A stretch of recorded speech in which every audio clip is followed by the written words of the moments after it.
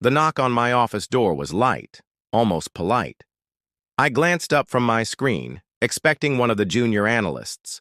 Instead, Daniel Whitaker, 29-year-old son of the CEO, strode in like he owned the place.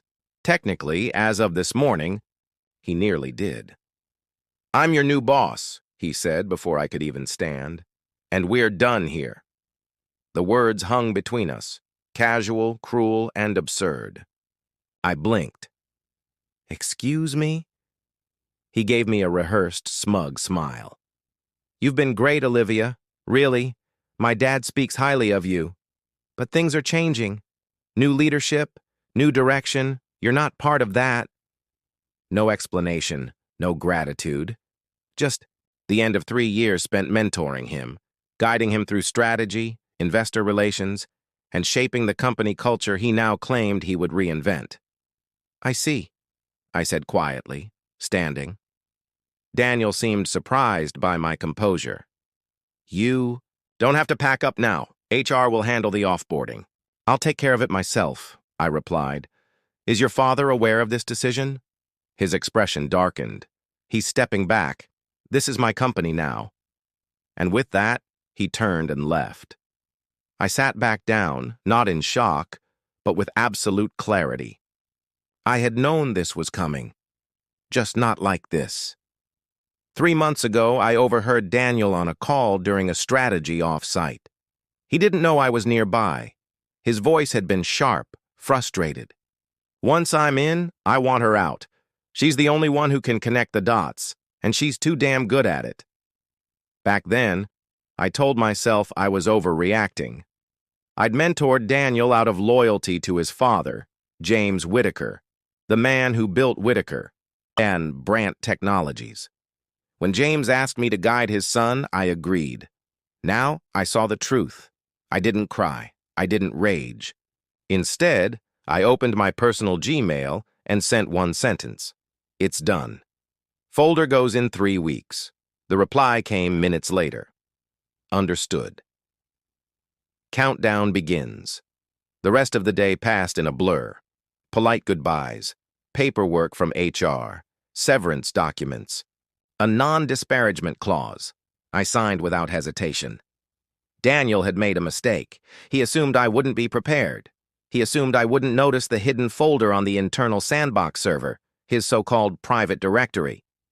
Poorly disguised, full of confidential files, call transcripts, budget changes, emails trashing James's leadership, and then there was Project Allura, a fake acquisition, shell companies, offshore payments, forged reports, all hidden in plain sight. I mirrored every file, time-stamped, archived, never altered, just watched and waited. That night, I passed James's empty office. His nameplate still hung on the door.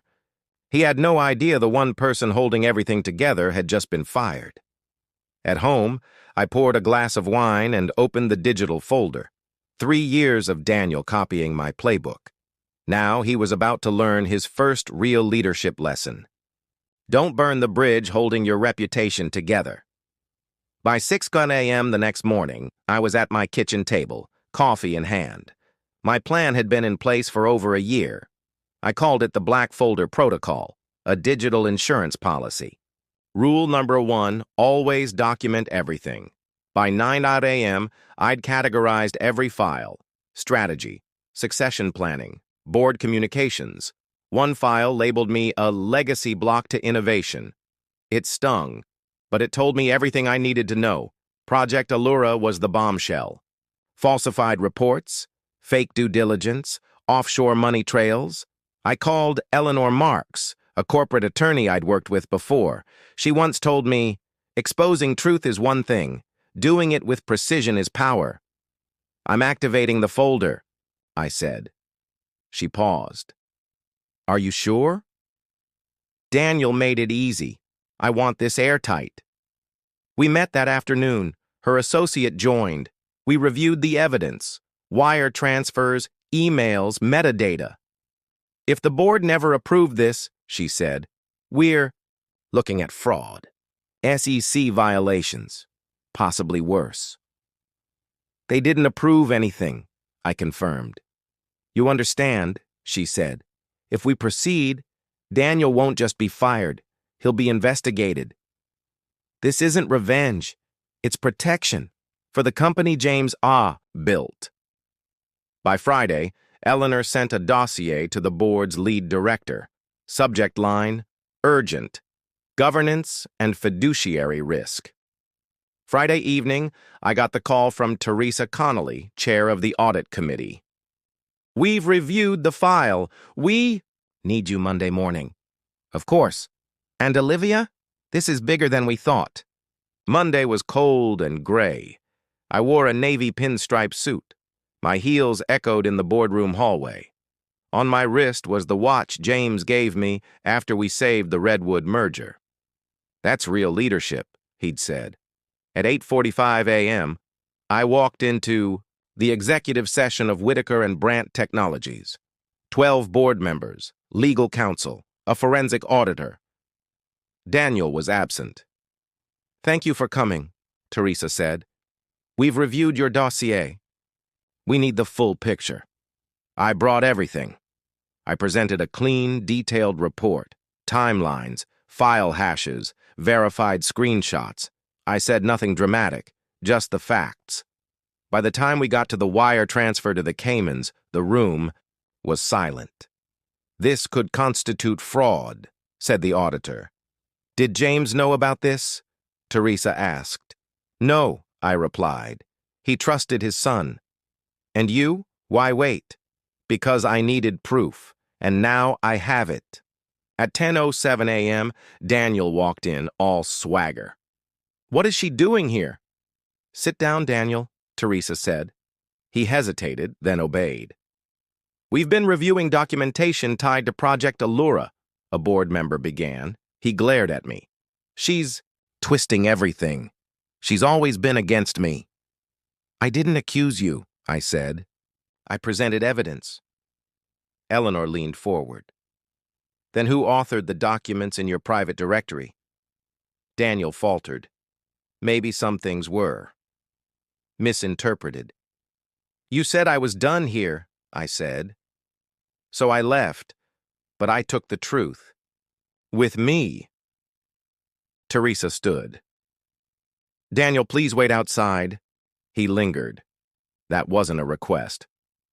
As the door closed behind him, the board voted unanimously. Daniel was placed on immediate leave pending investigation. Legal began preparing statements. The board would notify James directly. As I stood to leave, Teresa shook my hand. You may have saved this company. I just told the truth. That afternoon, Daniel sat silent in the hallway, stunned. By Tuesday morning, the industry news broke. Internal audit sparks leadership. Shake-up at Whitaker and Brandt. No names. But everyone knew. 2 more publications picked it up by noon. The silence was officially over. Daniel had underestimated the one person who knew his entire playbook. And now, the story belonged to me. By 3 p.m., my phone buzzed with a name I hadn't seen in months. James Whitaker. I stepped out of the cafe where I'd been reviewing, onboarding docs for a new consulting gig. My heart beat just a little faster. Olivia, he said, voice low but steady. I just heard. I didn't ask how much he knew. I'm sorry it had to be this way, he said after a pause. I should have seen it. The signs were there.